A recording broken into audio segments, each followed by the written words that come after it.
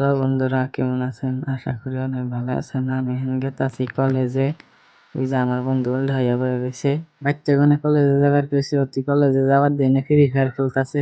আমি আর একটু আইগাইয়া দিই আমার একটা ফ্রেন্ড গেতাছে, তো অন্যকে লক করলাম। লক করে আমরা একনগে গেতাছি দুইজন। তারপরে আমরা পিলপিলতেছিলাম, পিলপিলিতে চইরা দুইজনে কলেজে গেতাছি।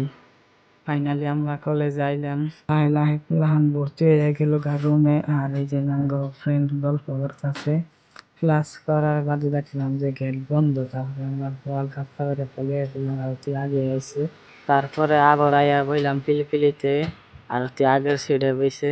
পিলপিলি এনে অপেক্ষা করতেছে যে মানুয়ার আইফোন হি। তারপরে লাহে লাহে পিলপিলি ঘুরাইলো, ঘুরিয়া টুরিয়া হানাঙ্গো বাড়িমুখী গেতাছে।